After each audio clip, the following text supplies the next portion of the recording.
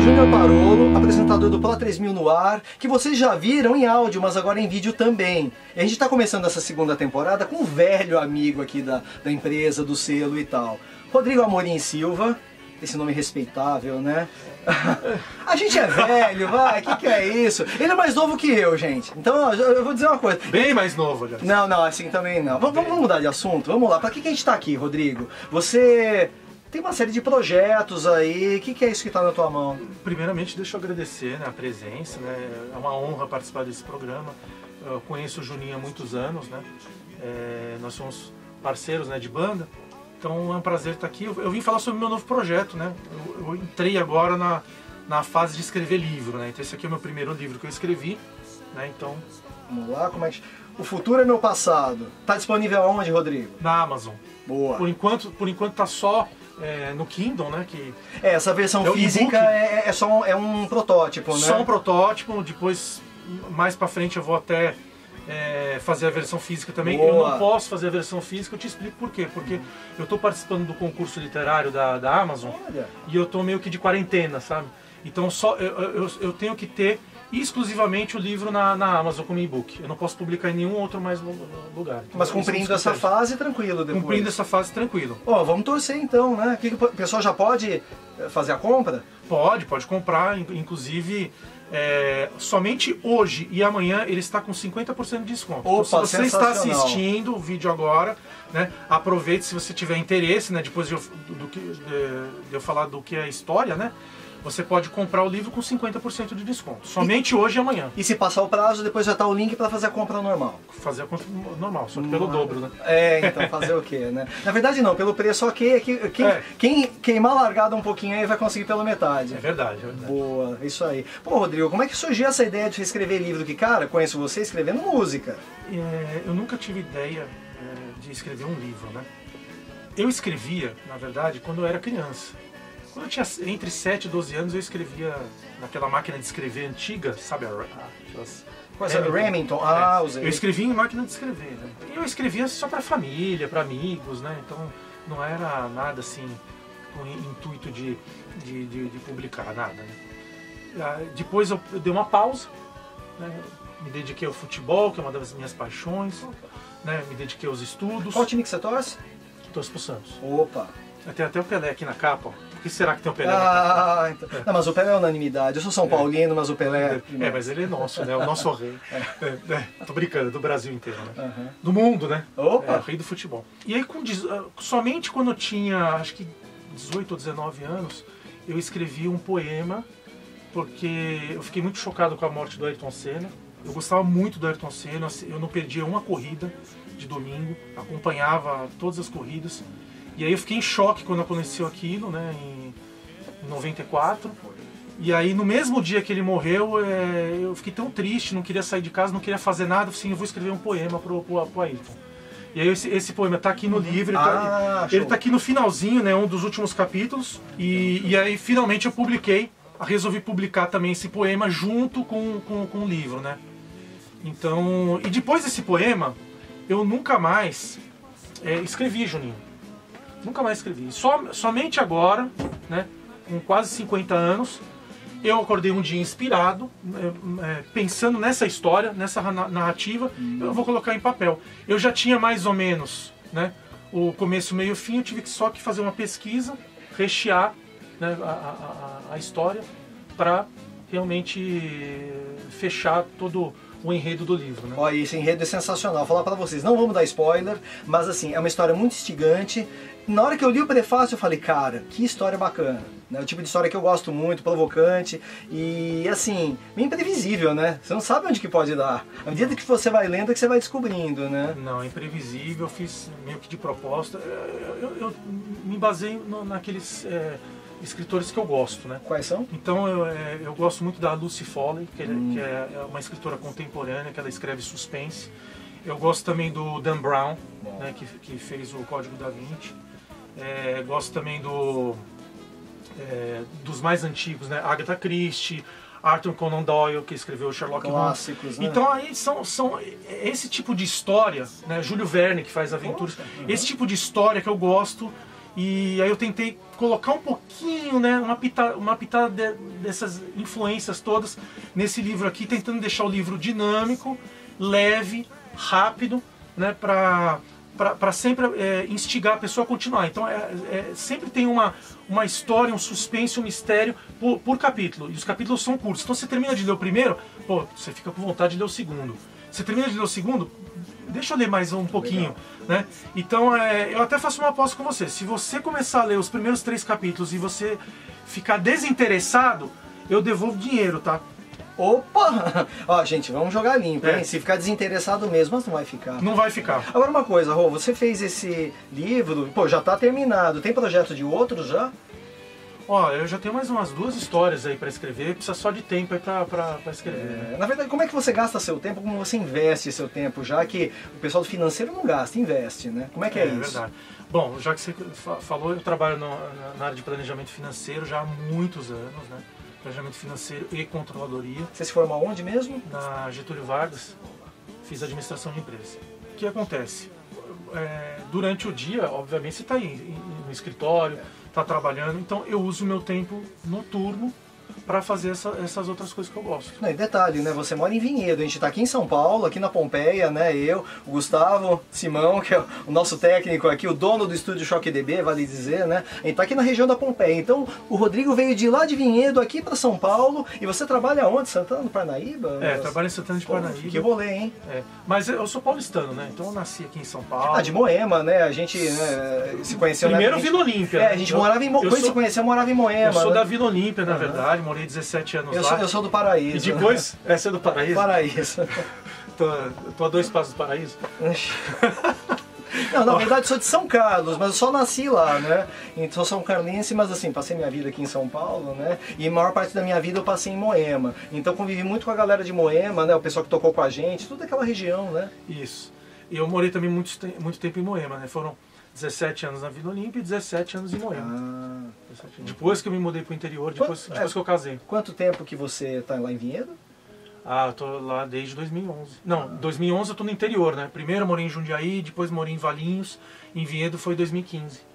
Rodrigo, tá muito bom o papo, aí a gente tá falando de livro, tá? Vamos falar de música um pouquinho? Eu acho que... a gente podia chamar um amigo seu aí, né? Parece que tava a fim de participar da entrevista. O que você acha? Eu achava que essa entrevista era só pra gente falar sobre o livro, né? Não. Como é que a gente vai falar de Rodrigo Amorim sem falar digamos assim, do passado musical dele? Não, Rodrigo Rocker, não. O Rocker, isso mesmo, o Rocker. Esse cara é problema, não? Ele veio, produção, veio, né? Tá aí já? Eu vou te falar uma coisa, esse cara faz 13 anos que não trabalha, só fica tocando violão. Entendeu? Quem trabalha sou eu, cara. Quem trabalha, quem escreveu o livro. Não temos que falar de Rodrigo Rocker. O cara fica vivendo do passado. Mas esse passado a gente vai transformar em presente agora. Vamos lá. Olha quem está aqui, Rodrigo Rocker. Cadê o Amorim? Foi dar uma saída, né? Ele não queria muito que eu conversasse com você. Não, mas o que é isso? Ele não pode impedir isso. Esse encontro é histórico, cara. Mas histórico. Assim, por que óculos escuros, Rocker? Pô, eu sou tímido, né, cara? Cara, quem viu esse cara no palco não acredita que ele é tímido, tá? Me conta um pouco essa história do óculos aí, que acho que o pessoal quer saber. Cara, eu cheguei até a desistir de ser músico por causa da timidez. Nossa, quando que foi isso? Foi logo depois do Festival do Mackenzie de 97. Pera aí, vamos contar a história mais do começo aí. Como é que você começou? Vamos lá. Sua família parece que era de músicos, né, que você disse? Sim, minha família é de músicos, né? Meu pai tinha banda de rock, junto com a minha tia, com meu tio. Então eu cresci ouvindo todo mundo tocando violão, cantando. Tanto é que quando eu aprendi a tocar violão, eu aprendi só de olhar meu pai tocar. Você não teve professor de violão? Não tive professor. Aí quando meu pai falou assim, eu tinha 14 anos, eu lembro. Eu vou te ensinar a tocar violão. Pai, eu acho que eu sei já tocar. Imagina, toca uma música aí. Aí eu toquei uma música e falei assim, como é que você aprendeu? Eu falei assim, eu aprendi de olhar. Que música que foi? Aí eu não vou lembrar, né, cara? Com 14 anos. Mas uma coisa mas era uma música assim, tipo 3 acordes? 3 acordes, com certeza 3 acordes. Qual que era o estilo da banda da sua família? Era rock. Eles tocavam Jovem Guarda, Elvis, Beatles. Bom, isso aí é muito base da sua formação, né? Muito base da minha formação, exatamente. Bom, e depois disso, tem essa fase da adolescência, do descobrimento da música e tal, mas aí, até você realmente começar a atuar como músico, como é que foi? Quando que aconteceu? Então, quando eu tinha 15 anos, eu montei a primeira banda. Né? Ah, foi rápido então. Mas a banda não era boa, assim, eu tava começando ainda, eu cantava desafinado. Sabe, a gente tocava no porão da igreja, entendeu? Então, é só pra brincar, entendeu? A gente até gravou umas músicas, mas com aqueles gravadores, sabe, de fita cassete. Quem nunca, né? Quantas vezes? Então, mas aí a banda não era pra se apresentar, pra fazer nada, entendeu? Mesmo porque a gente nem tava tocando assim num nível apresentável, pra falar a verdade.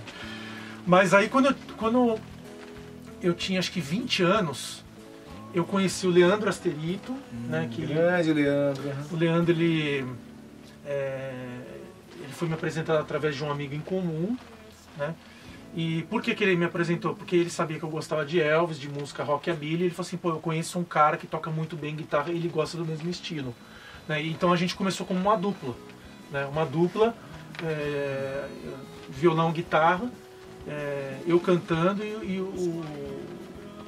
o Leandro fazendo solos, né? Ele na guitarra, então você no violão. No violão e cantando. Tá. E a gente tocava basicamente Chuck Berry, Little Richard, Elvis Presley, toda essa turma aí, Buddy Holly, toda essa turma aí do os standards, rockabilly anos 50. Legal. Então essa foi a primeira. Inclusive, eu gostaria de mostrar as fotos, né? Não, vamos. A gente vai colocar em tela cheia pro pessoal ver aí. Vamos dar uma espiada na história aí. Então a primeira foto aqui, já que você perguntou da família, né? É do meu pai cantando. Olha só, o mesmo olhar de Meu sempre. pai cantando na banda dele de rock. Essa aqui foi uma das primeiras fotos que eu tirei com o Leandro quando a gente era uma dupla. E aí surgiu então o Festival do Mackenzie de 97, porque o Leandro estudava no Mackenzie. E para participar do festival você tinha que ter pelo menos um integrante da banda que era estudante. Correto. E aí ele veio com essa ideia. Rodrigo, tá tendo o Festival do Mackenzie, vamos participar? Aí a primeira coisa que eu falei pro Leandro, eu falei assim, pô, Leandro, a gente não tem banda, né? Nós somos só uma dupla. Não, isso não é problema, né? Eu arranjo aí um baixista, arranjo um baterista. Vamos lá. O que precisa fazer, né? Precisa gravar uma demo, mandar pro corpo lá de jurados, né? Eles vão avaliar, vão selecionar as melhores bandas e as melhores bandas vão tocar ao vivo, né? Uhum. Quando ele falou isso, tocar ao vivo, né? Aí me deu um frio na barriga, só que o que eu pensei? A gente não vai passar, né? Tranquilo. Você acha que... Eu perguntei, quantas bandas tem? 400. Não, pode mandar a demo. Pode mandar 400 bandas. Não, sabe, jamais pensei que a gente ia passar. Aí nós fomos gravar a demo. Gravamos a demo em um dia. Onde vocês gravaram essa demo? Ah, nem lembro, cara. Era num estúdio lá na Avenida Ibirapuera. Mas já foi em estúdio, né? Foi em estúdio. Foi a primeira vez que pisei no estúdio. Ah, legal. Primeira vez. E aí a gente... gravou à noite mesmo, rapidinho, fizemos poucos takes, né, nas músicas, selecionamos a que a gente achou mais bacana e mandamos pro festival, né. Quando passou umas semanas, assim, aí veio o Leandro com a notícia, né, devastadora pra mim. Rocker, nós passamos no festival, vamos se apresentar ao vivo. Ai, e ele todo feliz e eu assim... Pânico! Como assim? Eu não vou não. Como assim você não vai? Não, cara, eu sou tímido, eu não vou cantar. Aliás, vou até tirar o óculos, né? Porque você tava naquela época eu não usava sem óculos. os óculos, né? Eu não usava óculos. Tá. Depois vem a história do óculos que eu vou contar. Aí eu falei pra ele, quantas pessoas vai ter, né? Aonde vai ser o festival? Olha, acho que vai ter cerca de 800 pessoas, vai ser no auditório do Mackenzie. Putz! Não, nem a pau, não vou. Não vou. Não vou. Como assim, rocker? Não vou. Imagina cantar pra 800 pessoas, eu não canto nem pra meia dúzia. Não vou. E aí ele falou assim, rocker, se você não for, ninguém vai, porque um dos critérios do festival é as pessoas que se inscreveram, tem que estar todo mundo lá. Tem que participar. Então, se você não participar, eu não posso pôr ninguém no seu lugar. E a banda vai ficar sem vocalista. Putz. Então você que sabe. E aí? Vai desclassificar a banda? Aí eu pensei... Pesou a consciência. Pesou. Então vamos, né? Eu não vou cortar o barato de vocês, né? Mas e aí? Bom, aí, imagina só, a gente chegou ali no camarim, né? Minutos antes de abrir aquela cortina, né? Tinha aquele auditório cheio de gente, né? Eu tremia tanto, Juninho, que minha mão fazia assim, ó. Esse barulho aqui que vocês estão ouvindo não é a tremedeira, é o casaco do rocker que tá... Cara, o Gustavo falou pra gente, vai pegar o roçar do negócio. Então esse barulhinho que vocês estão ouvindo é isso, tá, gente? Eu não vou tirar minha jaqueta, não. Não, cara, se tirar a jaqueta não é o rocker. Não, aí... Ó, então é o que acontece, eu cheguei assim e tava tremendo, né? Eu entrei no palco, eu cantei, eu fiz o que precisava ser feito, só que assim, foi uma apresentação razoável. Porque eu não estava com desenvoltura, eu estava travado, eu estava muito nervoso, a minha voz saiu de forma assim mecânica. Você lembra da apresentação? Meio que ficou um branco na memória, que normalmente essas horas... Lembro lembra? E não tenho boas recordações. Então. Mas assim, não foi uma apresentação ruim, sabe? Quando terminou, ninguém chegou assim e falou, a banda se apresentou mal. Mas... Você sabia que não era pra ser assim, né? Eu sabia o seguinte, eu não servia pra ser vocalista.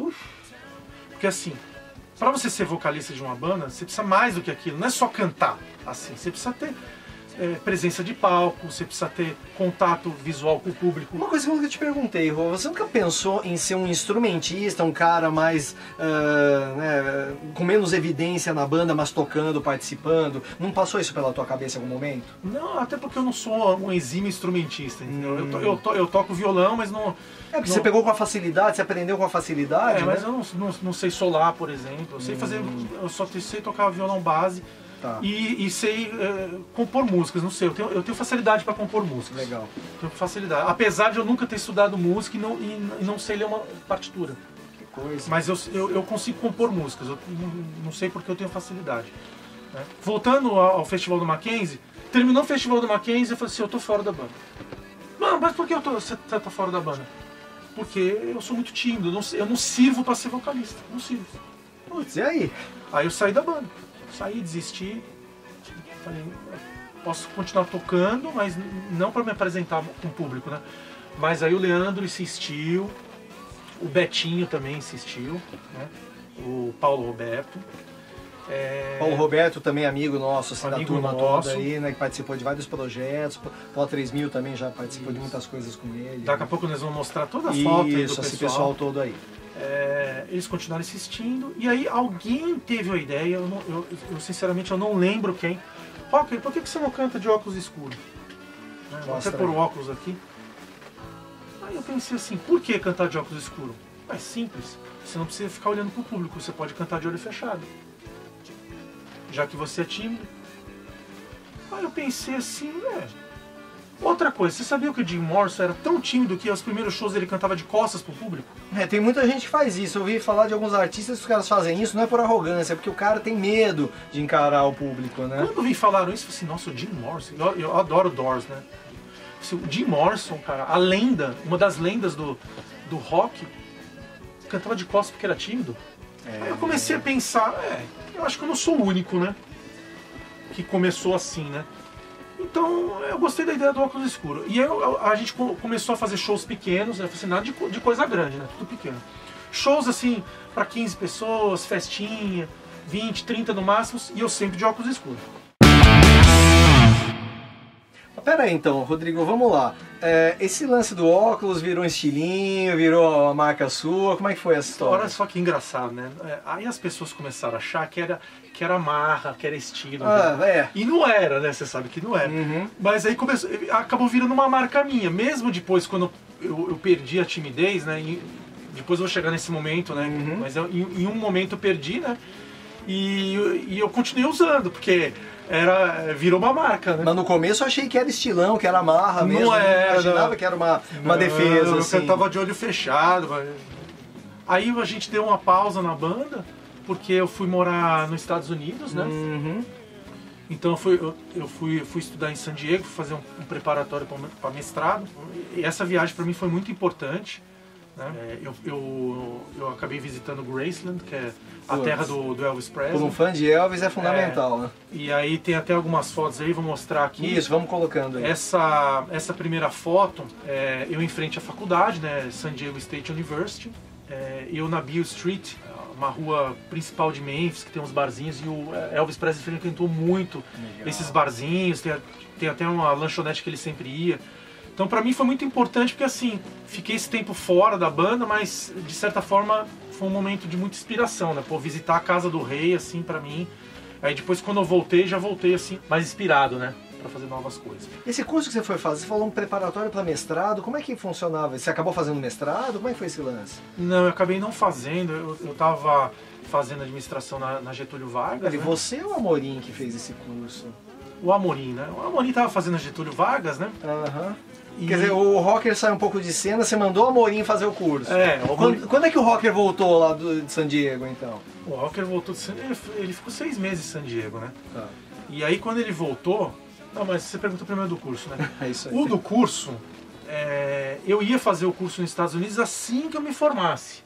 Né? Porque assim, eu fiz as provas preparatórias ali e os scores lá, eles têm duração para 5 anos. Então eu falei assim, pô, vou fazer todas as provas, né? O GMAT, né? O TOEFL, que precisa, né? Para você fazer as inscrições nas universidades lá. E eu tenho 5 anos para fazer o application, né? Então essa era a minha estratégia. Mas depois, como o dólar na época era 1 para 1, era barato morar nos Estados Unidos e barato estudar. Comprar instrumento também, viu? Era ótimo. Nós estamos falando de 98. Aí em janeiro de 99, não sei se você lembra, o dólar foi para 3, né? Foi. Não, 98 já estava 1,70, eu lembro, já estava subindo, então, subindo. E aí ficou 3 vezes mais, triplicou o preço do curso. Eu falei assim, não, eu vou fazer mestrado no Brasil mesmo, então eu desisti da ideia de fazer lá fora. Tá. Mas aí veio, segundo semestre de 98 veio o Leandro de novo, né? Porque sempre o Festival do Mackenzie... O Leandro Asterito lá, que a gente citou. O Leandro Asterito né? veio de novo, com aquela história. Falou assim, vai ter Festival do Mackenzie de novo. Eu falei, não. Aí lá vamos nós. De novo essa história. Eu falei, Leandro, você já viu que não deu certo? Não, Rocker, mas agora é só você cantar de óculos escuros. É outra coisa, né? Vem cá, então ele incorporou isso como solução. A solução é põe óculos escuros e canta de olho fechado. Resolvido o problema da timidez. Não, mas aí a gente tá fazendo show pequeno, show para 30, 40 pessoas. De novo aquele negócio de 800, 1000 pessoas. Rocker, de novo. Aí fomos e vou dizer uma coisa, esse festival mudou a minha vida. Viu? Como? Foi um divisor de águas. Cara, porque eu fui muito bem no festival. Oh. A banda sempre foi bem, né? Eu vou dizer o seguinte, a banda em 97 foi muito bem. A banda em 98 foi muito bem. O que tava destoando era eu. E aí chegou em 98, a gente mandou uma composição minha, lembra que eu contei que eu comecei a compor? Aí eu compus uma música chamada Tell Me That You Love Me. E gravamos uma demo com essa música e gravamos também com um cover dos Beatles, I Wanna Hold Your Hand. Você podia concorrer com música cover e com música própria. Tá? Você podia tanto se classificar em uma como se classificar em outra. Não era excludente, podia concorrer nas duas. Você podia concorrer nas duas. duas. E como é que foi? Nós mandamos as duas demos e a gente foi classificado nas duas. Opa! Então a gente foi a única banda do festival, né, de 450 bandas que tocaram, nós fomos a única banda que se apresentou 2 vezes. A gente se apresentou tocando os Beatles e tocando Tell Me That You Love Me. Isso está documentado, Rô? Em VHS, né? Só que eles só filmaram, infelizmente, só filmaram a Wanna Hold Your Hand. Eles não filmaram a música da sequência, que era a minha música. Putz. Oh yeah, I'll tell you something. I think you understand. When I say that something. E aí, por que eu digo que esse show foi um divisor de águas, né? Porque eu, sinceramente, não esperava, né, ganhar nada no festival, porque é um festival muito concorrido. Apesar de eu ter feito uma performance boa, porque eu pus óculos escuros e depois, no meio da música, quando eu senti que as pessoas estavam cantando, estavam aplaudindo, de vez em quando eu abri o olho, eu andava, então eu... Não tirou óculos em nenhum momento? Não, jamais. E acabei fazendo uma performance muito boa. Só que assim, sem pretensões nenhuma de ganhar, porque eram bandas excelentes do estado de São Paulo, bandas muito boas, muito melhores que as nossas. A gente tava começando ainda. Então eu e o Betinho, nós fomos lá pra fora, pra tomar um ar, assim, pra conversar. Depois de apresentar? Bem depois, a gente assistiu boa parte do festival. Tá. Quando eu tava perto do fim, né, a gente saiu lá pra fora e aí eles começaram a anunciar os vencedores, né? E aí quando anunciaram os vencedores, a gente acabou sendo premiado em terceiro lugar pela música dos Beatles e em terceiro lugar pela minha composição. A gente tava lá fora. Aí veio minha mãe correndo: Rodrigo, Beto, onde vocês estão? Pô, o Leandro tá no palco lá. Como assim tá no palco? Vocês ganharam, pô! Ganhamos o quê? Ganharam 2 prêmios. Nossa, 2! Gente, eu falei assim, vocês não foram menor fé. Aí tava o Leandro, eu vou ter que pegar aqui o troféu. Esse aqui é um dos troféus, né? Esse troféu tá na minha casa, né? E tem um outro troféu que tá na casa do Leandro. Nossa. Nós ganhamos 2 troféus. E aí o Leandro com um troféu em cada mão, assim, a gente entrou no auditório e ele tava um na mão esquerda e na direita, assim, ó, rindo, assim, falando assim, pô, ganhamos. Não acreditava, né? Não, inacreditável, né? Inacreditável. E aí, depois desse dia, pra mim mudou tudo, né? Eu falei assim, pô, eu acho que eu posso ser cantor, sim. Eu venci essa parte da timidez. Se bem que eu continuei usando óculos escuros durante um bom tempo. Eu ganhei um prêmio por uma composição minha, então eu quero continuar compondo. Então isso me incentivou a continuar escrevendo músicas. Mas um fato curioso, a banda acabou logo depois do festival. Putz. Como assim, né? Puxa vida, são ciclos, né, Rô?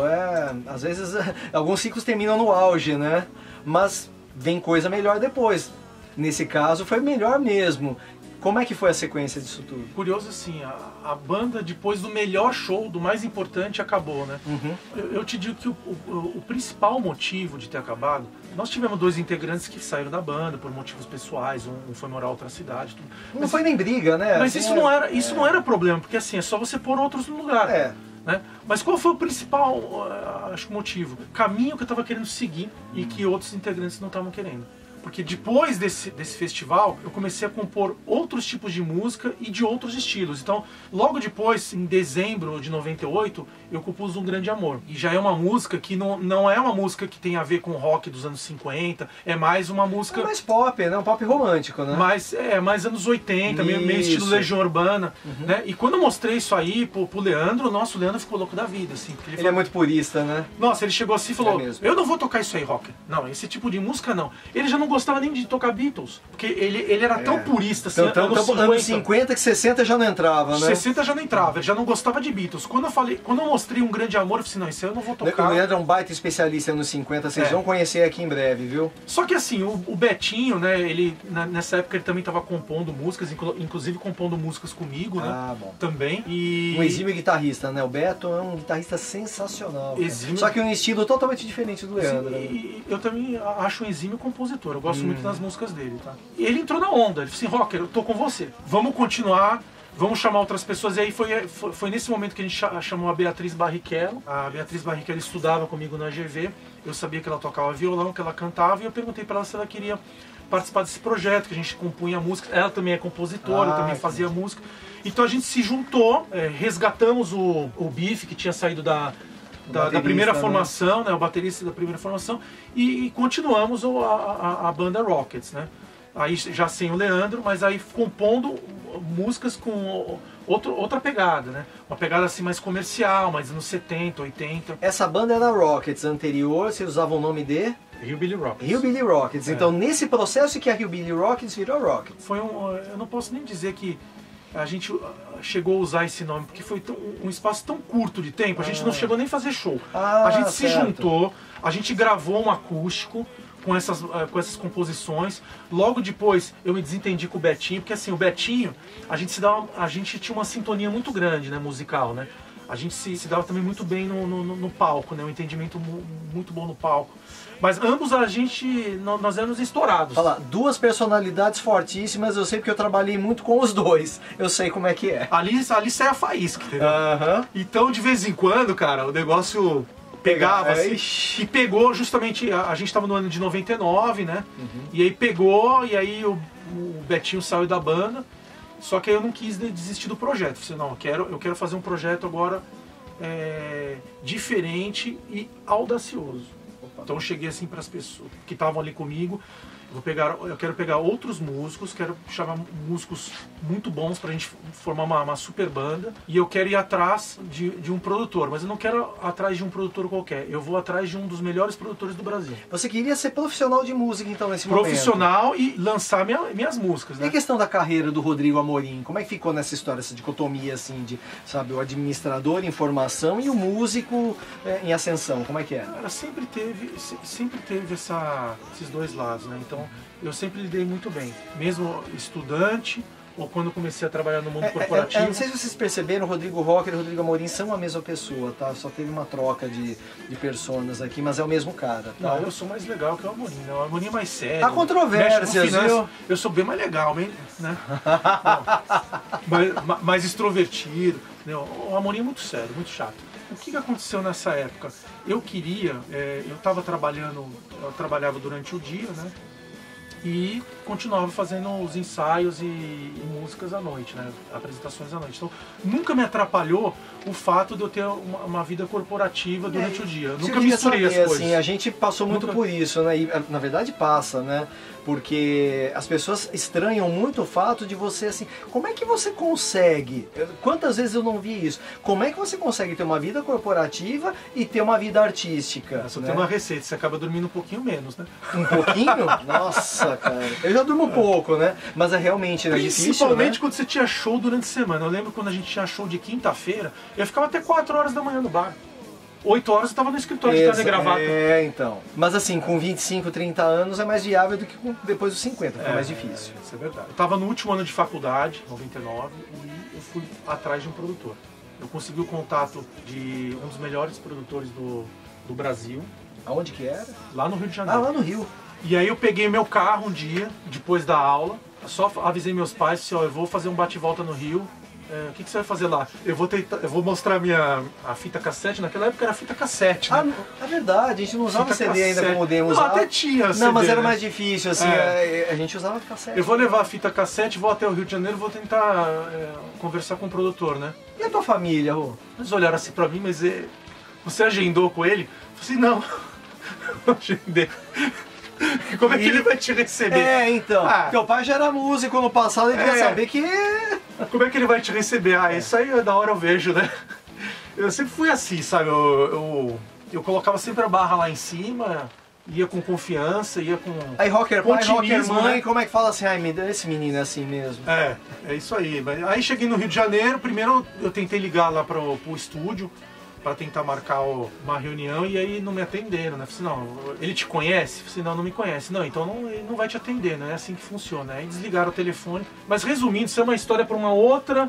E vai rolar, vão ter outras ocasiões de trinchar isso. Não quero entrar em detalhe, mas assim, aconteceu o contato? Não, aconteceu. De maneira resumida, eu fiquei na calçada ali esperando ele sair. É verdade, você me contou essa história. Do estúdio. E quando ele saiu, eu abordei ele. E ele levou um susto, né? Falei assim, aí eu falei pra ele que eu era de São Paulo. Você tava de óculos escuros ou não? Não, Porque, do tímido ou cara de pau, né? Nesse momento dava pra ser cara de pau sem óculos escuros? Dava pra ser cara de pau. Uhum. E aí eu insisti, falei que eu era de São Paulo, que eu tinha ido só pra falar com ele, se ele tinha 10 minutos. Acabou conversando com você? Acabou conversando. Você tá com o material aí? Tô. Então vamos subir lá rapidinho e eu te mostro, né? Só pra não entrar muito em detalhe, ele acabou gostando, a gente voltou depois, gravamos um CD, gravamos uma demo caprichada com a banda completa, com bateria, guitarrista, a Beatriz chamou o irmão dela, né? O Zé Augusto Barrichello. Ah, tá. Uhum. Zé Augusto Barrichello, um puta guitarrista, sabe? Então ele entrou na banda. Depois eu chamei também o Rafael Clarim, que é um excelente saxofonista. Um saxofonista, é verdade. O Rafa Clarim, ele morava no meu prédio lá em Moema. Uhum. E às vezes eu escutava ele tocando saxofone, né? Ele morava alguns andares abaixo. Foi assim que você soube dele? Todo mundo escutava, né? Ele ficava treinando. E um dia ele entrou no elevador, né? E aí não sei porque a gente conversou, e eu descobri que era ele, o saxofonista. E aí eu perguntei pra ele, você não quer ir trabalhar na banda? Eu tô precisando de um saxofonista. E ele topou. Foi assim que ele entrou. O não você já tem, né? Então pergunta. Foi assim que ele entrou. Aí com a banda completa, né? A gente gravou um CD demo bem caprichado, levei lá pro produtor do Rio de Janeiro. Ele curtiu, falou que queria produzir a gente, que a gente tinha que morar lá no Rio de Janeiro e que a gente ia ter que largar a faculdade ou o trabalho, para pelo menos ficar 2 anos morando lá no Rio, né? Aí Quando... teve quem não encarasse, né? Quando eu voltei, veio aquela decepção, né? Porque assim, eu consegui uma coisa impossível, quase impossível, Quase né? impossível. Porque esse tipo de produtor, ele nem te escuta, nem pega o material, né? Mas eu consegui, por sorte, por cara de pau, não sei, por destino, eu consegui que ele me ouvisse. A confiança dele é no potencial que você tinha. Exatamente, que ele gostasse do material, que ele quisesse produzir a gente. Então, pra mim, eu tava tudo feliz, né? Aí, a primeira conversa foi com meu pai, né? Então, eu falei assim, Exato. pai, tô me formando agora. Faltava quanto pra você se Eu tava me formando. No último ano? Não, eu estava me formando quando eu entreguei a demo. Tanto é que a minha você tinha concluído colação, o curso já? Sim, faltava um mês para me concluir. Assim, tanto é que a minha colação de grau foi 3 meses depois que eu recebi a proposta do produtor. E como é que seria para eles? Tipo, você podia concluir seu curso e depois... Não, eu ia concluir o curso, mas não ia trabalhar com administração. Ok. E o resto do pessoal tava nessa... Tava trabalhando, inclusive tinha gente que tava trabalhando em banco, tinha gente que já era trainee, estagiário. Difícil. Bom, a primeira coisa foi conversar com os meus pais, né? Sim. Eu sabia que eles iam falar não. Imagina, depois de eu me formar, todo aquele esforço, tudo, pô, vai largar tudo para morar no Rio de Janeiro. Né? Ser artista. Ser artista, né? E às vezes pode não dar certo, né? Sim. Então a primeira conversa que eu tive foi com meus pais. E eu tive uma surpresa. Quando eu falei pro meu pai, eu tinha certeza que ele ia falar não. Aí ele chegou assim e falou, pai, você tá falando sério? Você tá falando pra eu abrir mão de 4 anos de administração pra ir morar no Rio de Janeiro por uma coisa incerta? Eu falei, aham. Por quê? Porque eu sou músico, eu sei quanto que é difícil. Eu sei que essa oportunidade que você conseguiu é uma coisa assim que não acontece 2 vezes na vida. Talvez ele soubesse também, se você não tentar, você ia ficar com aquilo batendo em você. E ele falou, vai. E atrapalhar o administrador, Falou, né? Ele falou, vai. Aí eu fui conversar com o resto da banda. Um disse que sim, o outro ficou em cima do muro e 2 disseram que não. Bom, Rô, e aí? Como é que ficou a história com a banda? Cara, pra mim foi uma das maiores decepções que eu tive na vida, cara. Eu imagino. Você sabe a sensação de morrer na praia? Sim, total. Se alguém quer saber o que é morrer na praia, é um ótimo retrato. É você chegar na final do Mundial E não jogar. E não jogar, não é que você perdeu, você não jogou. Você não entrou em campo. Sim, W.O. E aí você deve imaginar que a banda acabou. Como é que foi com o produtor? Assim? projeto- Você falou pra ele... Contei pra ele, expliquei a situação da banda. Não deve ser novidade pra um cara desse. Quantos exemplos desse ele deve ter? Ele sabe como é que é. Eu cheguei até a dar uma cartada final lá, falei assim, pô, você não quer me produzir sozinho então, já que não tem banda? É. Coloca uns músicos profissionais por trás. Não foi possível. Ele falou assim, não, porque eu gostei da banda do jeito que tá. Vocês tem eram isso. tudo jovens, universitários, tava legal, cara, tava bacana. De repente era um diferencial que tinha. Você ia ser mais um cantor, né? Exato. É. Aí acabou o projeto e aí eu acabei desistindo desse negócio de compor músicas, de tentar lançar, de tentar produzir algo assim mais comercial. Não, e essa demo aí? Essa demo tá em algum lugar. Essa demo, ela ficou guardada aí, tá guardada até hoje. E o que você pretende fazer com ela? Bom, isso aí é assunto pros próximos capítulos, né? Poxa, olha só, hein? Vem história aí então. Bom, tudo bem. Então depois disso, próximo capítulo da tua vida, qual que foi? Fiquei um tempo sem ter banda de novo, sem pensar em tocar. E compor, nada? Não, parei, assim... Nem tocar violão em casa, tudo? Sim, mas eu fiquei tão decepcionado, sabe, com tudo isso que aconteceu, sabe? Ficou uma mágoa em relação às pessoas por não encararem isso ou você compreendeu a decisão de cada um? Ai, cara, naquele momento eu Não. não compreendi não, cara. Depois de muitos anos que eu compreendi, entendeu? Porque Tá. pra mim eu não conseguia entender como eu consegui ir tão longe e o pessoal não foi na mesma onda. Você entendeu? voltou a falar com eles a respeito depois, assim, tentando ver, tipo, como seria, como é que eles lidaram também com isso? Algum deles, de repente, falou, poderia ter tentado mesmo, ou nunca se tocou nesse assunto? Não, Como cara, é a que gente foi até isso? parou de se falar, assim, durante um tempo, aí... Depois eu acabei até entrando em outra banda, Tá. foi aí que eu entrei na Adorável Perversa. Da qual eu fiz parte com ele, né? É. Detalhe, tem gente que pensa que eu conheço o Rocker pela Adorável Perversa. Não! Eu tinha conhecido ele através dos amigos em comum e por conta dessa amizade eu comecei a frequentar as performances, não cheguei a ver ensaio, mas eu vi shows da Adorável Perversa e adorei. E já tinha aquela ideia de trabalhar com a Pro 3000 divulgando bandas, então eu comecei a divulgar os shows deles e participar. Aí o resto foi história, vamos lá, vamos continuar.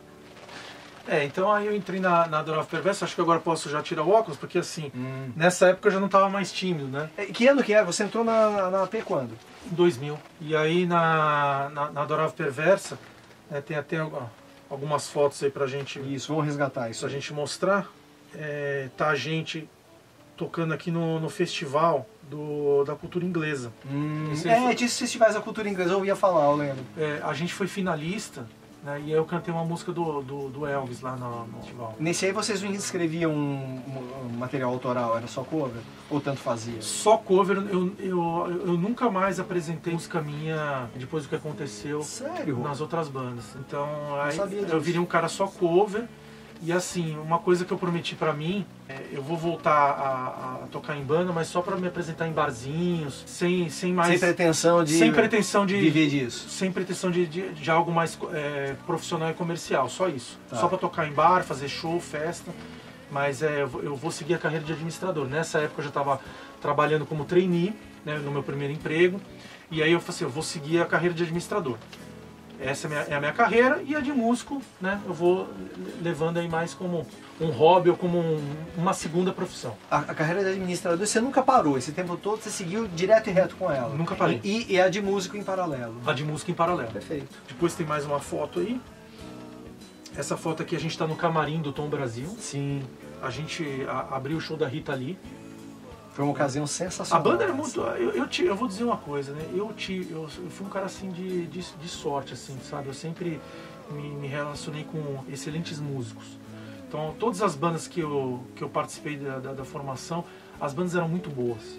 Tinham muita qualidade, né? Então, se não tivesse qualidade, a gente não poderia abrir um show da Rita Lee no Tom Brasil. Só com a Adorável Perversa, vale registrar aqui. A gente abriu o show da Rita Lee. A gente tinha 2 membros que eram da Folha de São Paulo, né? Tinham eventos da Folha de São Paulo, abrindo, né, esses eventos fechados, e eram para artistas grandes, né? Então, uma vez foi Rita Lee, outra vez foi o Ira, outra vez foi a Blitz. Só. Imagina a responsabilidade de fazer isso. Só gente pequena, né? Só gente pequena, muita responsa. Muita responsa. As políticas envolvidas, e a responsabilidade de fazer uma boa performance, né, Rô? Aí nessa você não tremia, não tinha que fechar o olho, né? Não, nessa época eu não tava mais tremendo, não. Eu confesso pra você, quando a gente foi fazer aquela abertura pro Ira, e eu vi aquela parede de pessoas, porque assim, o pessoal não entende às vezes por que a gente usa óculos escuros também. Eu vou falar do meu caso. Eu sou fotofóbico e tenho uns problemas de visão por conta disso, mas na hora que você entra num palco e vem aquela luz toda na tua cara, você não enxerga o público. De repente você começa a focar e você vê aquele mar de gente. Eu travei. Eu sei que o que me deu muita segurança foi saber que naqueles segundos que eu travei eu tinha um cara como o Rodrigo para chegar, interagir, preparar e a gente 1, 2, 3, 4. Então quando a gente imaginar que aquele cara tímido que dependia de cantar de olhos fechados, segurava essa onda já anos depois. Eu agradeço. Pois tem até uma história engraçada desse show aí. Que foi uma hora que nós fizemos, né? Sim, 4.200 pessoas, segundo a polícia. Ele acha engraçado porque a avaliação da polícia. 4.200 pessoas no... Foi aonde? Via Funchal? Foi no Via Funchal. A gente tocou no palco principal. Sim. Quando a gente estava atrás assim da cortina, alguém da banda comentou, agora eu não vou lembrar, né? Pô, Rocker, você tem que ir lá na frente, lá, você é o cara que vai estar ali na frente, você tem que estar tranquilo para transmitir a tranquilidade pro resto da banda. Como é que você tá, né? Quer dizer, o cara quis me sondar pra ver se eu tava bem, ou se não eu tava aqui dentro do Festival do Mackenzie ali. Imagina se eu contasse pra ele que eu entrei e travei, né? Aí sabe o que eu respondi? Não, fica tranquilo, deixa comigo. Só que eu não tava nem um pouco tranquilo. Só que eu falei assim, e aí a pessoa ficou tranquila. Porque eu falei assim, fica tranquilo, deixa comigo. Tá tranquilo. Eu passei essa tranquilidade pra ele, mas no fundo, não era verdade. Eu tava super nervoso, tava na pilha, né? Mas é a vida de músico, né? Vale dizer, esse show tá registrado. Vamos colocar, né? Acho que tá na hora de colocar na rede aí pro pessoal ver. Foi um ótimo show.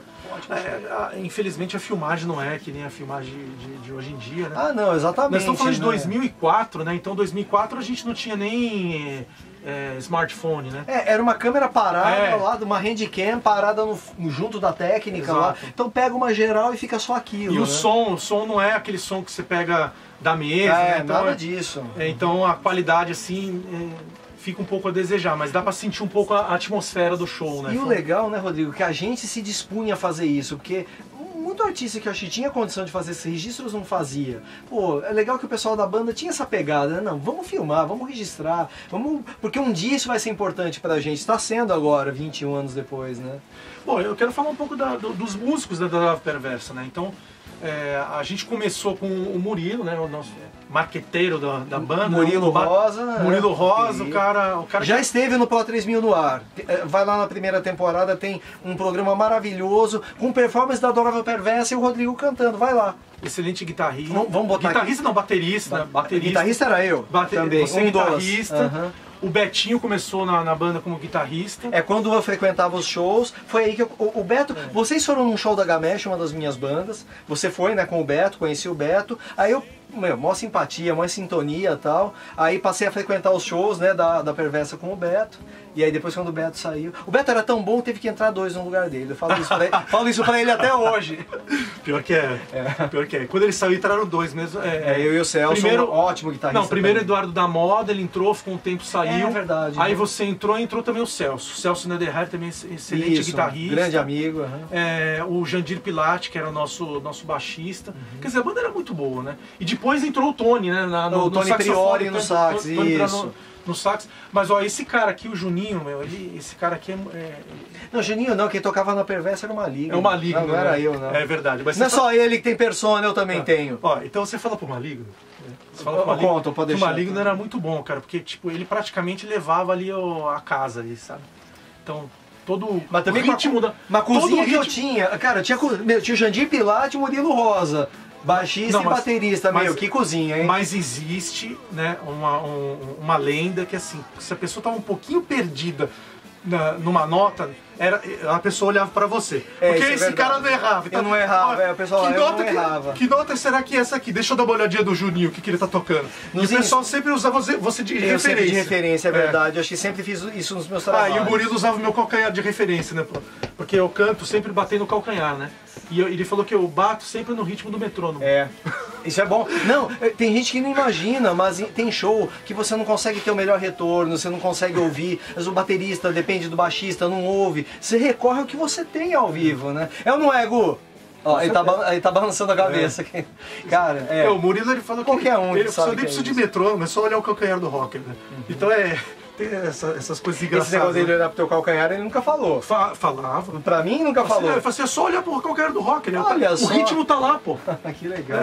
Mas você viu o que era sintonia, né, Rô? Assim, casava muito bem, né? Você vê, eu vim saber esse lance de vocês ficarem mirando na minha condução depois, na época eu não sabia. Eu ficava muito concentrado no que eu fazia e realmente eu tava... Tudo bem, eu não era produtor ainda, mas eu acho que foi uma coisa que eu comecei a plantar nessa época. Eu observava muito o que cada um fazia e tentar dar a costura. Uma coisa que é fundamental na Pro 3000 é a questão, independente de ser um trabalho artístico, corporativo, acadêmico, não importa, tá? Mas relacionamento, sintonia. Então o que você tem a dizer com base nessa experiência toda que a gente teve, Rô? Eu acho que é fundamental o trabalho em equipe na banda, porque assim, se eu tiver um dos músicos, qualquer um dos músicos que está fora da sintonia, você não faz uma música.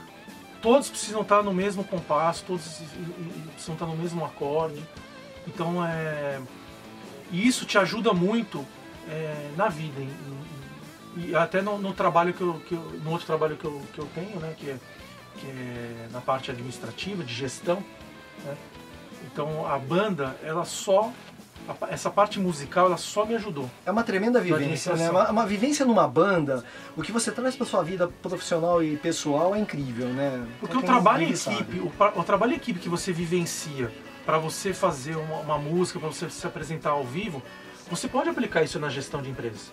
É o mesmo conceito, né? E outra coisa também que a banda me ajudou muito, eu era um cara super tímido, né? Eu contei a história, né? E isso me atrapalhava, inclusive, na vida corporativa. Óbvio, porque eu não era bom para falar em público, para fazer apresentações. Então, se hoje eu fosse tímido, né, eu morreria de vergonha para fazer uma apresentação para a diretoria, por exemplo. Exato. E hoje não, hoje eu sou um cara comunicativo, eu falo bem, eu perdi essa timidez. Não fica naquela ansiedade para apresentar algo assim. Depois que você canta para 4.000 pessoas, falar numa reunião para 20 pessoas fica não fácil. Não é nada, né? Assim como você estudou bem a música, vai tudo bem, se você tiver com o seu trabalho seguro, flui muito bem também. Então, para mim, ter tido essa profissão paralela de músico só me ajudou na administração. Foi fantástico.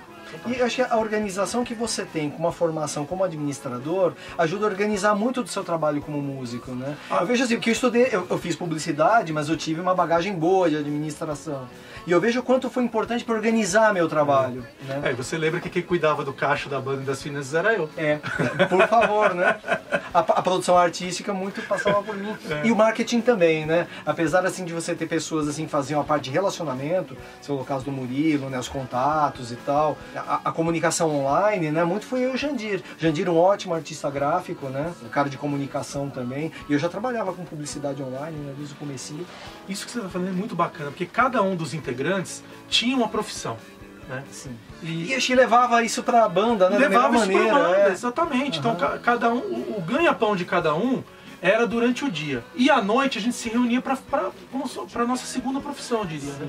Mas tava tudo muito junto, como você falou, o lado músico contribuindo corporativo e vice-versa. O importante, por exemplo, eu sou uma pessoa de planejamento financeiro, muitas vezes planejar se aquelas receitas que a banda está tendo estão sendo suficientes para cobrir os custos. Sim. Que muitas vezes o que acontece com as bandas? As bandas estão sempre sem dinheiro porque não tem essa gestão, essa visão, né? A gente nunca teve um problema financeiro. Não, nunca teve problema. Nunca, tudo muito bem gerido, documentado e tal. E da mesma forma que eu sou chato ali no meu trabalho, né, que eu fico controlando as contas, as finanças, eu era chato na banda. Pô, esse show aqui não vai dar lucro. Ou a gente pede mais cachê pro dono do bar, ou a gente não vai fazer o show. Exato. Ou não vai fazer o show. Eu levei isso para outros projetos musicais que depois eu vinha produzir na Pro 3000 mesmo. Então, tudo tem que ter lucro. Sim. Ou ficar no 0 a 0. Porque às vezes é um investimento, você tá mantendo a máquina girando, tudo. Vai sobrar? Não vai, mas também não vai faltar, né? E quando a gente começou a ganhar um bom dinheirinho, a gente investiu em melhores instrumentos, equipamentos, tudo. Compramos equipamento, exato. Tudo. Então foi... Que trouxe shows melhores pra gente. Que trouxe shows né? melhores, né? Inclusive pra gente tocar na Rádio Kiss FM. É verdade, né? Uma coisa puxou a outra. Porque né? depois... vamos falar da Kiss, né? Acho que a Kiss FM foi, né, Brilhantina Show, aquela ocasião toda, né? Pois é, então teve um momento que pra nós, então, o céu era o limite, né? Pô, a gente já tinha aberto o show de bandas famosas. 3 grandes artistas, né? Já tinha sido finalista do festival da cultura inglesa. E faltava só a gente tocar na rádio, né? E aí, nosso amigo de novo, cara de pau. Quem é o cara de pau? De tímido virou cara de pau. Né? Nossa RP. O que eu fui fazer, né? Eu peguei a nossa demo e fui levar lá na... Você foi no escritório da Kiss? Eu fui pessoalmente na Kiss FM, subi lá, deixei na secretaria, só isso aqui, na recepção, né?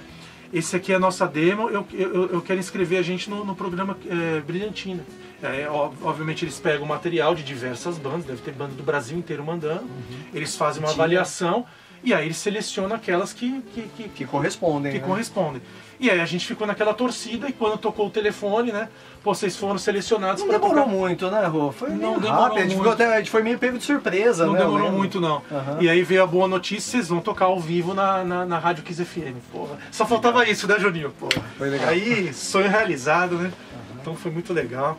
O pessoal vai poder ouvir esse show aí que a gente vai colocar nas redes também. E ó, eu vou te dizer uma coisa, eu tive o prazer de tocar 2 vezes na Rádio Kiss FM. É verdade, né? Porque depois com outro projeto... Mas vamos chegar lá, então. Vamos chegar lá. Teve o lance da Adorável Perversa, depois a gente passou por umas mudanças, né? Pós-Kiss FM, né? Passou, depois a gente tava muito na onda, né? Uma vibe assim de Soul Black, né? Porque a gente tava vendo que tava começando a ficar um pouquinho difícil de conseguir até fechar novos negócios só com classic rock. Exato. Né? Então a gente tava meio fechado num nicho e a gente viu uma oportunidade de conseguir mais públicos, não abrindo mão do que a gente fazia, mas incorporando alguns elementos a mais. Isso, aí a gente começou a fazer um bloco, né? A gente geralmente fazia de 3 a 4 blocos, né? No set list, né? Um bem Brilhantina, um mais anos 80, né? As músicas mais agitadinhas pro fim. Isso, E aí um dos blocos era só de black Black and Soul. E a gente começou a colocar peruca, né? A gente Black coloca Power. peruca e óculos. Vamos botar uma das fotos aí, o pessoal vai vamos. ver. A gente de peruca,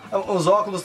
Eu fui lá no centro da cidade, fui lá na Ladeira Porto Geral, porque eu tinha trabalhado lá na Rua Boa Vista, então a gente saía, hora de almoço, ia lá, eu sabia, tem umas lojas ótimas lá para comprar essas coisas. Eu fui lá, fizemos uma vaquinha, né, pegamos assim, porque eu que faltou um pouquinho da grana, falei, não, vamos ter que pegar uma grana aí, porque não tá tendo muito show e tal. Fui lá e gastamos pouco. E pegamos umas perucas, uns óculos, tal, ficou sensacional, né? Ficou muito legal. E aí, o que aconteceu? Em determinado momento, a banda começou a incorporar cada vez mais Black and Soul, né? O que era uma coisa que era de mercado. Era uma que o mercado tava tendência, pedindo. sim. Nossa, a gente começou a tocar em lugares diferentes, públicos diferentes, foi bem bacana. Tipo, foi uma experiência bacana pra mim, uma experiência diferente, mas não era minha praia, né, Júnior? Você sabe que a minha praia... Você até encarou bem, assim, porque até pra mim foi muita novidade. Eu passei a tocar teclado. Minha formação é no 50 e 60, né? Assim, e eu sou também um cara, tirando os 50 e 60, sou um cara muito de classic rock. Aí eu resolvi voltar a um projeto antigo. Nessa época o Betinho, ele se juntou com o Caetano Comenali, que é o baterista, muito bom. O Laércio Cordeiro como baixista, eles formaram um trio e colocaram o nome do trio The Rockets, mais ou menos remetendo àquela antiga banda que a gente teve no final dos anos 90, The Hillbilly Rockets. Eles resolveram cortar o Hillbilly para ficar um negócio The Rockets, mais comercial, mais fácil de se falar, The Rockets. E aí o Betinho me chamou para fazer parte do projeto, e aí eu acabei voltando a tocar de novo com o Beto. Você viu que o Beto sempre foi vai, volta. Então aí eu entrei nesse novo projeto, The Rockets, mas paralelamente a Adorável Perverso. Só que engraçado, eu fiquei com um pé em cada canoa. Mas era comum pra gente, né? Você vê, eu tocava... Como pra você, né? Você frequentava os shows da Gamesh e você pediu pra você já teve 6 bandas ao mesmo tempo. 6 ao mesmo tempo. Eu não, eu sempre tive uma banda, né? E aí essa fase da minha vida foi bem difícil, porque assim, além de eu ter o trabalho durante o dia corporativo, eu ainda tinha 2 bandas. Eu cantava e ensaiava na Adorável Perversa, puxado. Cantava e fazia show no The Rockets, e ensaiava, quer dizer, com as 2 bandas. Então começou a faltar tempo, eu comecei a ficar cansado, aí, até que chegou um determinado momento que eu falei assim, pô, não dá pra ter 2 bandas, e eu acabei saindo da Adorável Perversa, que eu já tava lá 7 anos, né? Eu acho que tudo tem um ciclo, né? Fiquei bastante tempo na Adorável Perversa, eu vi que tava na hora de eu partir para um outro projeto. A gente remodelou a Adorável Perversa, porque naquele momento a gente pausou a AP e formamos a Soul Rock, né? Aí veio o Júlio Santana ser o vocalista, aí focamos muito mais no Black and Soul e incorporamos mais algumas coisas de pop, enfim, foi uma nova banda, né, com a estrutura básica da Adorável Perversa, exatamente. Aí eu comecei a tocar no The Rockets, e aí nesse período que eu toquei no The Rockets, eu tive a ideia, eu falei assim, vamos mandar também uma demo para a Rádio Kiss FM, e vamos ver se a gente também é selecionado. E fomos selecionados, Juninho. Então eu tive o prazer, a honra de cantar 2 vezes no programa da Kiss FM, né? Ser entrevistado 2 vezes pela Rosângela Alves. Nossa, então isso aí pra mim foi o máximo, sabe? Ainda era Brilhantina Show ou já tinha virado Kiss Club nessa época? Eu já tinha virado Kiss Club. Tá. Clube do Beijo, né? Bom, rolou então outra Kiss, outro Kiss FM, mas o que aconteceu depois disso? Adivinha? Eu e o Betinho, a gente se desentendeu. Ah, não, de novo, Rô, caramba! Ô, Betinho, caramba, você vai contar essas histórias aqui também. Aí eu saí da The Rockets, né? E falei assim, eu vou fundar outra banda com o nome Hillbilly Rockets. Só pra provocar. Ah, meu, foi por causa disso? Não. Eu fiz parte da Hillbilly Rockets. Não é pra provocar, tô brincando. Mas assim, eu podia usar o nome The Hillbilly Rockets. Foi uma citação, foi um resgate. Porque eu e o Leandro que a gente fundou a Hillbilly Rockets. Então eu falei assim, pô, existe a banda The Rockets, agora vai ter The Hillbilly Rockets. Então a gente refundou, você entrou no começo. Isso, eu fiquei junto, eu fiz 2 shows e tal. Fez 2 shows, depois falou que não tava dando conta. Eu só não fiquei porque... Eu não te perdoei até hoje. Gente, ou eu faço bem feito ou eu não faço. Eu falei isso pra ele, falei pros caras. Eu tô brincando. Cara, eu saio com dor no coração, porque o projeto é muito legal. Eu queria muito participar de um projeto desses. Mas assim, eu ia prejudicar os caras. Então, falei, cara, eu vou ter que deixar o posto pra alguém. Mas eles seguiram muito bem, obrigado. Logo que você saiu, a gente ganhou $1 milhão. Mas tudo bem. Sei. Continuando, vai, e aí? a gente teve uma nova formação. Então nessa formação do Hillbilly Rockets, depois que você saiu, tinha o Thiago Santana, que entrou na guitarra, o Valmor Moreira, que é baterista, Cléser Correia, o contrabaixo, e no começo a gente tinha um gaitista. Olha que legal, então a gente fazia show com gaita. Pela primeira vez a gente tinha um gaitista na banda, que era o Ney. Mas o Ney depois ele saiu e aí ficamos só nós mesmo na banda. Esse aí foi o último projeto que eu participei, né? Os últimos shows que eu fiz foi com essa banda The Hillbilly Rockets. Depois que eu me casei, eu fui morar no interior. Ficou difícil para mim a rotina de ficar indo e voltando para São Paulo, fazer ensaio, fazer show, né? Ainda mais recém-casado. Aí eu acabei parando com um projeto aí de musical, entendeu? Tá. Parei.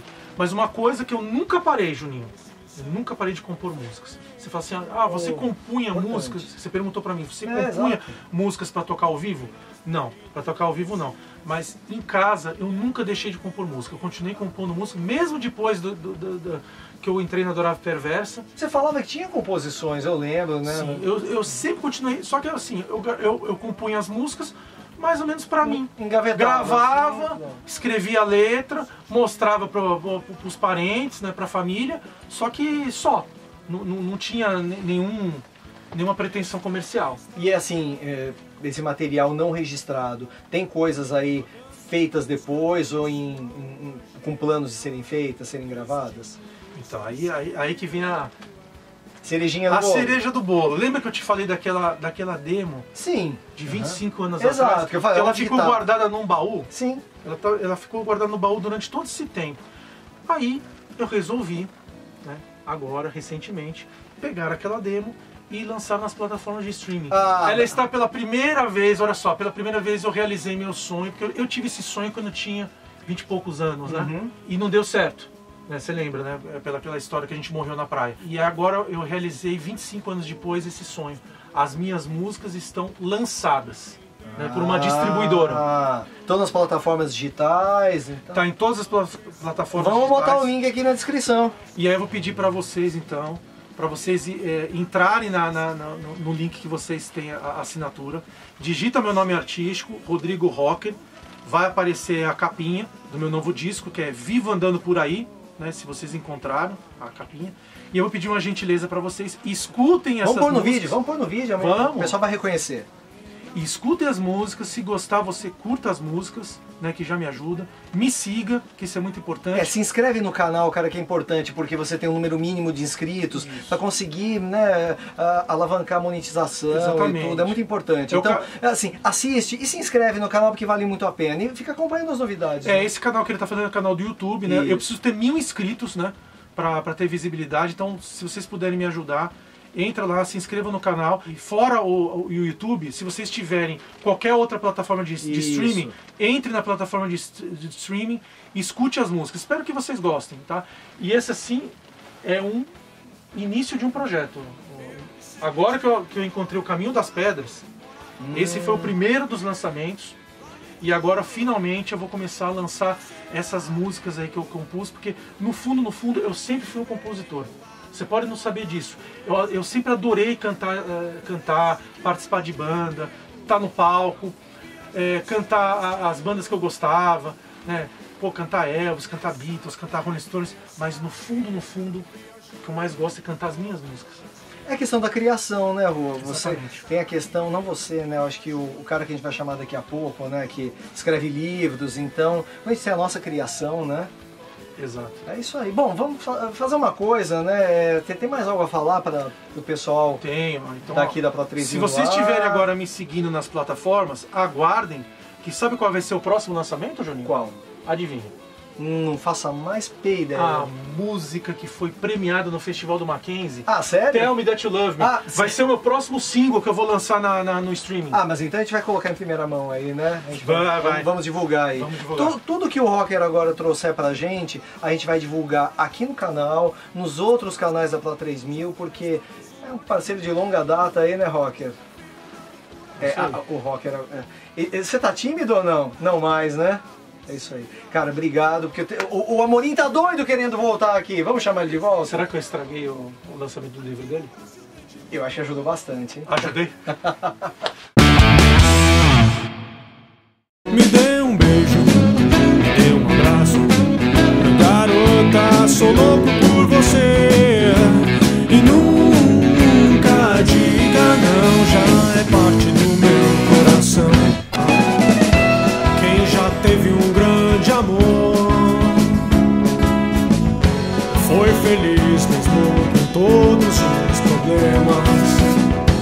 pois quem tem amor tem tudo. Não preciso de dinheiro possessor.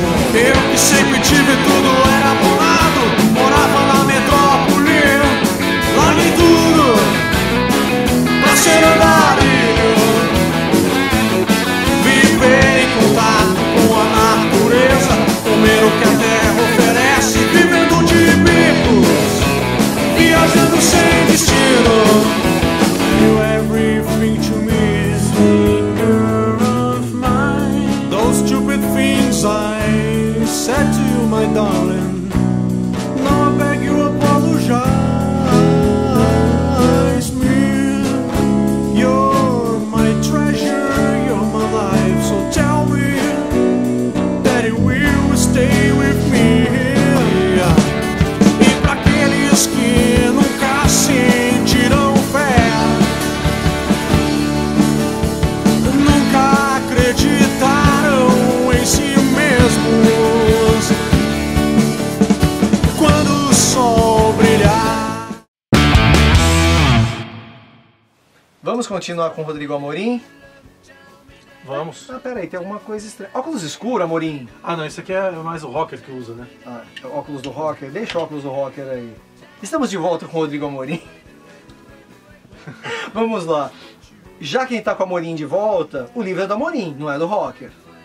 Acho que aquele rocker lá, ele atrapalhou um pouco minha entrevista. Né? Não, ficou sensacional. Ele ficou muito tempo falando. Faz uma né? coisa, depois você assiste e você vai ver que foi tão boa quanto a sua, né? Mas viemos aqui para falar de livro. Então né? vamos falar de livro, vamos lá. Antes de a gente chegar no enredo, eu queria saber da ideia da capa, né? Como que surgiu, como é que você criou isso? Pois é, a capa, ela tem muito do enredo. Né? Então, se vocês observarem, ela tem o Pelé na capa, é uma das pessoas que é citada aqui no livro. O Getúlio Vargas, e a Revolução de 1932. Tem o nosso protagonista Diego, né, com as mãos aqui na cabeça, meio atormentado.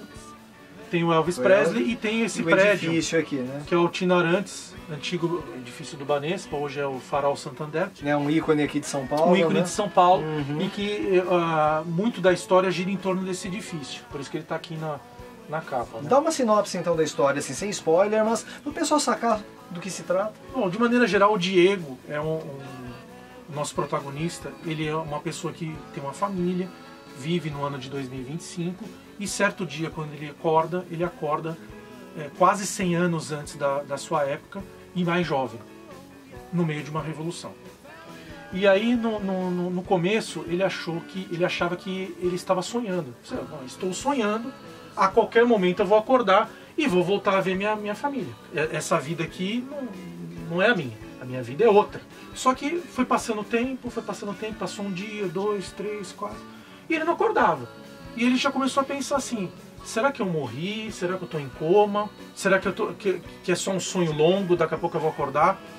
E o tempo vai passando, e Diego fica preso no passado, sem conseguir voltar para o futuro. E pior de tudo, quando ele tenta provar para a sociedade que ele não era daquela época, ele cai em descrédito porque muitas das coisas que ele tinha aprendido na escola começam a dar diferente. Nossa. Então quando ele fala, por exemplo, o melhor amigo dele, no livro, né, que é o Fontes, ele conta pro Fontes, eu sei quem vai ganhar esse campeonato de futebol. Só que é outro time que ganhava. Putz. Olha só. Eu sei o que vai acontecer, né, no ano que vem. E aconteceu uma coisa diferente. Era outro mundo, então, outra linha. Ele caiu em descrédito, ninguém mais acreditava nele, e ele não conseguia voltar para a vida dele. Ele ficou preso no passado. E aí, o que aconteceu com o nosso protagonista? Você só vai saber se você comprar o livro e ler. Aí você vai saber qual era o mistério por trás da vida do Diego. Será que o Diego consegue voltar? O que aconteceu afinal, né? O que ele vivencia? Por que tem o Pelé, tem o Elvis? Porque assim, o Diego ele volta pro passado e ele começa a ver personagens da história, né, que ele tinha visto em livros, aparecendo no mercado. A primeira vez que o Pelé jogou, a primeira vez que o Elvis cantou. Então ele vai vivenciando isso aí. Então o que será que acontece com o Diego? Né? Será que o Diego consegue, em algum momento, convencer as pessoas que ele era realmente do futuro? Será que ele consegue voltar para a vida que ele tinha? Por que ele foi parar no passado? Qual o mistério por trás disso? né? Então, esse aí eu deixo uma ponta aí de curiosidade para vocês, né? Se vocês só vão descobrir se vocês realmente lerem o livro. E se vocês lerem o livro, vai ter um plus aí, tem um algo mais aí, Tem né? um plus. Mais do que a cerejinha do bolo, tem algo Tem muito um melhor que a plus. cerejinha, né? O que é? Tem um plus, a minha filha, ela decidiu escrever um livro também, empolgada pelo meu livro que eu publiquei. E aí eu perguntei para ela, né, assim, Maitê, você gostaria que o papai publicasse o seu livro dentro do meu livro? E ela aceitou. Então o livro da Maitê estava publicado aqui no finalzinho do meu livro. Então quem comprar esse livro aqui, relembrando, está na Amazon. Amazon, tá? isso. Kindle, Comprando hoje está por metade do preço, somente R$ 9,90. Somente R$ 9,90, 50% de desconto. Por 2 dias, né? Por 2 dias. Isso. Se você comprar o livro, você também vai poder ler no finalzinho do livro um mini livro da Maitê, que ela fez um mini livro lá de 2 páginas. A autora tá aí? Eu acho que ela veio acompanhar, né? Vem, Maitê, pode vir. Aplausos. Conta pra gente então, né? Como é que foi? Antes de mais nada, seja muito bem-vinda ao programa, tá? Esse programa que tá recomeçando e agora em vídeo. Então, esse programa, primeiro dessa temporada, é muito especial.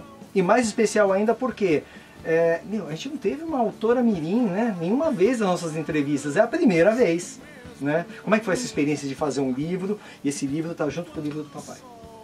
Eu gostei muito e eu quis ser uma copiada do meu pai.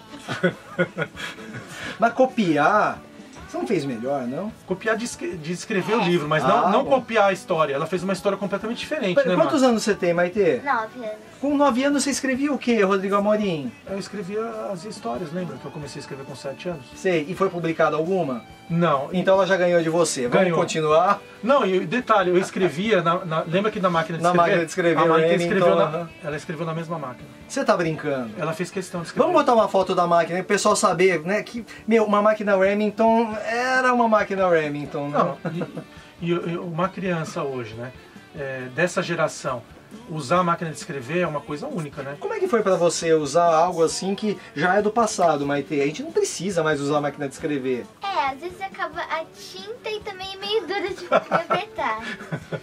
Mas foi legal? Foi legal. E você escreveria outro livro na máquina de escrever? Sim. Tá preparando um também? Que o seu pai já tem umas ideias aí, você. Eu já tô preparando outro já. Ah, é? E você vai esperar ele lançar o dele ou você vai lançar o seu sozinha se ele demorar muito? Lançamos sozinho. Opa! Não, ela falou que o próximo ela quer lançar separado. Agora. Ótimo. Não, por favor, né? Deixa a menina voar, né? Porque ela já andou junto com você, mas agora, né? Tira as rodinhas da bicicleta, né? Mas, Má, conta como que você se inspirou a escrever esse livro e fala um pouquinho da Isso história. aí dá uma ideia. Você vê que ele fala da sinopse. Você não conta a história, mas você No dá uma ponto ideia. fim. Você dá uma ideia pra pessoa, mas não precisa nem contar muito da história. Sobre o que a história é. Eu tentei dar uma improvisada no livro do Homem-Cão. Uau. Quem que Você é conhece o Homem-Cão? Ele tem uma coleção de livros. Né? Ah, entendi. Você me falou. Agora eu tô lembrando. Eu tô velho, gente. Aí era um homem e um cachorro que eles queriam ser policial. E aí, no livro do Homem-Cão, no meu é diferente. Uhum. E aí, o homem, ele acabou morrendo. Então o cachorro aproveitou do corpo do homem e botou no cachorro. Cara, uma história tão fantástica quanto a policial. história do pai, né? Não, mas esse é do Homem-Cão, né? Agora conta da sua história. A tua vai nessa mesma linha ou você transformou pra um outro estilo? A minha também é um policial, só que sem cachorro. Mas tem esse mistério, essa coisa assim de corpo que um Não, vai pro isso outro? não. Ah, não, tá. Não, tem um mistério. Conta o mistério que para ele se tornar policial, ele foi lá na delegacia. O que o delegado falou para ele? Tem mistério então. Tem. Então tá. Tem uma aventura. Vocês estão. O que o delegado falou pro... Ele falou que ele tinha que ir lá pra Inglaterra falar com a Elizabeth pra dar dinheiro pra ele. Rainha Elizabeth. Rainha Elizabeth. E ele deu risada do cara. Você quer ser policial? Vai lá na Inglaterra e pede $1.000, ele falou, né? Pra rainha. Vai lá, pede $1.000 pra rainha, se você conseguir, você volta aqui, aí você pode ser policial. Então agora São pra várias aventuras. Então, para saber o que vai acontecer, agora é mais um motivo para pegar esse livro, porque é um livro que vem 2. Então, poxa. É 2 em 1. Dá uma força para essa autora aqui, vai, por favor, hein? A gente pode ter a nova Agatha Christie aqui do nosso lado. É isso aí. Curtiu então essa experiência, Maitê? Então, me fala uma coisa. Você já tinha participado de algum programa assim antes? Não. Não? E você acha que você participaria de outros? Sim. Então, olha, pensa numa ideia bem legal. O próximo livro que você tiver, quem sabe, você vem aqui e você participa. Também. Ou a próxima música, não te contei que ela é cantora. Ah, não, peraí. Tem isso também? Claro, ela canta. Ah, peraí. E aí, você vai registrar alguma coisa aí? Canta em inglês. Ah, é música sua ou dos outros? E sabe outros? de cor as músicas. Ou música do seu pai, como é que é? Dos outros atores. Dos outros artistas. Ela gosta do Ed Sheeran, da Taylor Swift, Post Malone, né? Do papai você não sabe cantar as músicas do papai, né? É isso que eu ia perguntar. Alguma música dele? Só com ele, não Mas vocês pensaram em fazer uma gravação juntos já? Seria legal, hein? Pode ser uma boa ideia. Ó, vem coisa boa por aí, hein? É isso aí. Maite, obrigado por participar, viu? Isso aí, ó, a mamãe tá esperando lá. Ju, obrigado, viu? A gente sabe que para ser músico é muita dedicação. Não é só aquele tempo de palco e não é só aquele tempo de ensaio, tem muito mais. Como é que foi conciliar isso com a carreira de administrador, que também exige muito? Eu acho que tudo na vida que você quer fazer com excelência, você precisa se dedicar, você precisa, de certa forma, dar o máximo de si. Senão nada que você vai fazer com perfeição. Por que nós atingimos objetivos, muitas vezes inatingíveis, com as bandas que nós tivemos? Porque a gente sempre nos dedicamos muito, né? Muito.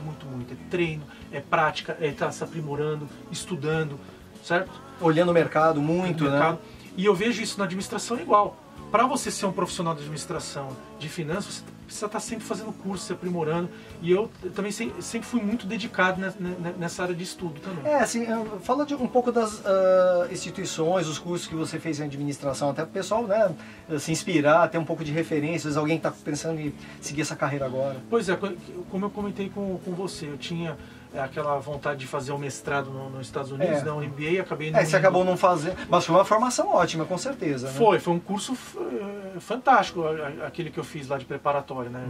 Morar no exterior, vivenciar, fazer as provas, né, do GMAT e do TOEFL. Eu fui muito bem nas duas provas, né? Eu estudei bastante. Você falou do TOEFL, tem 4 idiomas, parece que você tem uma... Falo 4, porque na minha profissão, né, como a gente acaba... eu sempre trabalhei em multinacionais, né? Você acaba falando muito com outros países, Exato. né? Então eu acabei aprendendo, né? Eu fiz curso também de espanhol, fiz curso de inglês, além de ter morado fora, e também fiz recentemente de italiano. Ah, legal. Né? Então eu falo 4 línguas. Poxa, bacana.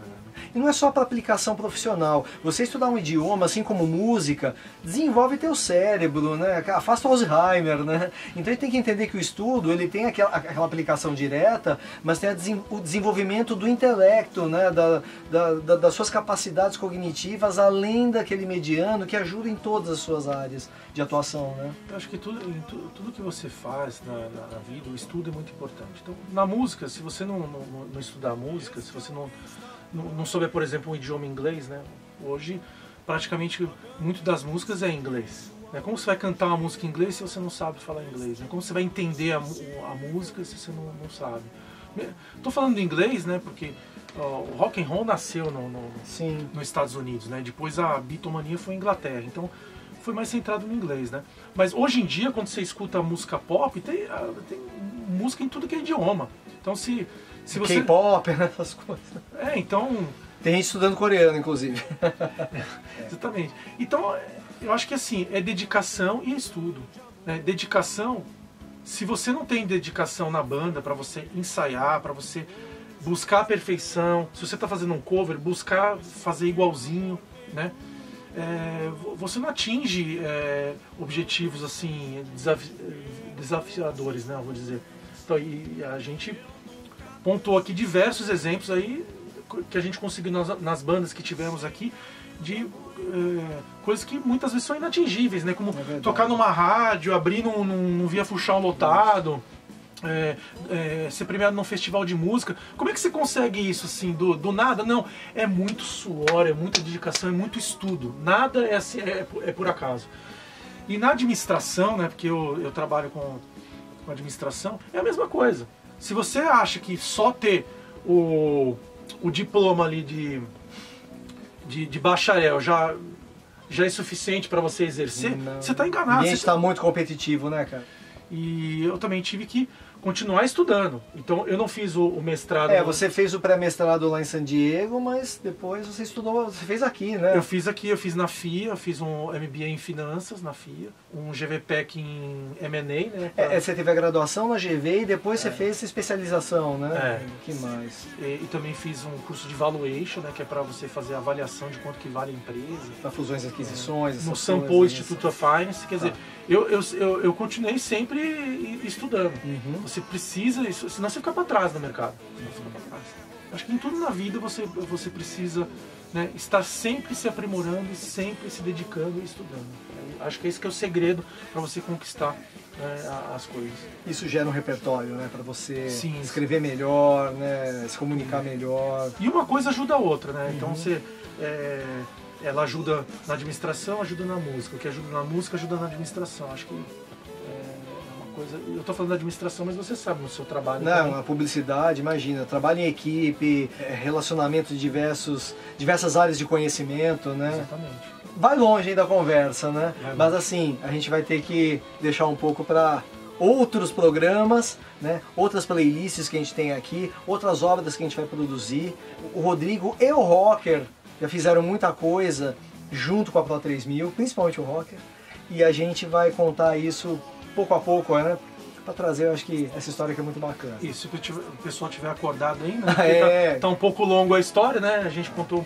Para quem chegou até aqui, obrigado. Obrigado. Né? Se inscreve no canal, tá? Porque a gente agora tá aqui no YouTube, a gente tá no Vimeo, a gente tá nas diferentes plataformas para levar para mais pessoas nossa informação, nosso conhecimento, nossa vivência. Né? Agora é muito importante se inscrever no canal para que ele ganhe mais relevância, para que ele seja mais reconhecido pelas plataformas, seja levado a mais ouvintes, mais espectadores, por favor. Tá? Mesma coisa para o Rocker. Aproveita aí os links que estão na descrição, porque perfis musicais, as diferentes plataformas, é muito importante você ouvir e se inscrever. Tá? E é isso que a gente está pedindo nesse momento. Legal. Juninho, muito obrigado. Foi um prazer, viu, ser convidado aí para o primeiro programa, né? Da segunda temporada, primeiro em vídeo. Primeiro em vídeo, né? Isso. Então para mim foi um prazer, uma honra. Maite, obrigado. Ju, valeu. E vamos lá, tem algum contato para você deixar, o pessoal quiser falar com você, além das plataformas, algum e-mail? Sim, eu vou deixar o meu e-mail, né? Isso, vamos colocar na descrição. Vou colocar o e-mail na descrição, pode escrever no meu e-mail, pode também me adicionar no Facebook, vamos deixar o link, tem o Instagram também, então por enquanto estou usando esses daí. Maravilha, então esse papo não termina aqui, né? Agora segue nas redes. Obrigado, até a próxima, valeu!